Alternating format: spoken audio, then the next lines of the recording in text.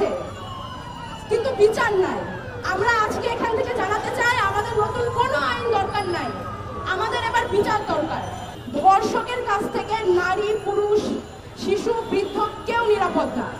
ধর্ষককে নারী হিসেবে, পুরুষ হিসেবে, ক্ষমতাসীন হিসেবে দেখা বন্ধ করে যতদিন না শুধুমাত্র ধর্ষক এবং অপরাধী হিসেবে দেখা শুরু হবে, ততদিন না ভারতে, না বাংলাদেশে, না ভিয়েতনামে, না চায়নায় কোনো জায়গায় ধর্ষণের বিচার হবে না। ধর্ষণের সর্বোচ্চ শাস্তি দেওয়া আছে মৃত্যুদণ্ড।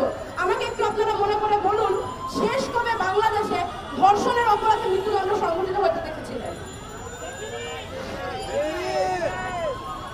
আইন আছে কিন্তু বিচার নাই। যখন বিচার চাওয়া হয় তখন বলা হয় আমরা তো আইন করেছি, আর কি আইন করতে পারি। আইনটা করা হয় কিন্তু বিচারটা করবে কে? আর এই বিচার যদি জনগণ নিজের হাতে তুলে নেয় তখন সেখানে চলে আসে মব জাস্টিস, নিরীহ মানুষদের প্রাণের উপরে তখন আশঙ্কা চলে আসে। তাহলে বিচারটা করবে কে? এই পৃথিবী জুড়ে নারীদের প্রতি, শিশুদের প্রতি যৌন সহিংসতার বিচারটা করবে কে? আইন তো দেশে দেশে হচ্ছে।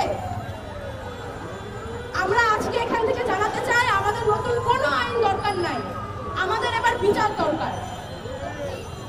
মৌমিতার বিচারকাণ্ড সমাপ্ত করা হোক, নির্ভয়ার বিচারকাণ্ড সমাপ্ত করা হোক, তনুর বিচারকাণ্ড সমাপ্ত করা হোক, নুসরাতের বিচারকাণ্ড সমাপ্ত করা হোক। আমরা এবার বিচার দেখতে চাই। আমরা আইন, শুনানি, রায়, হাইকোর্টের কচকচানি, জেলখানার ঘ্যানঘ্যানানি আমরা এইসবের মধ্যে দিয়ে যেতে চাই না। আমরা এবার দেখতে চাই যে এই সমস্ত অপরাধের বিচার হচ্ছে।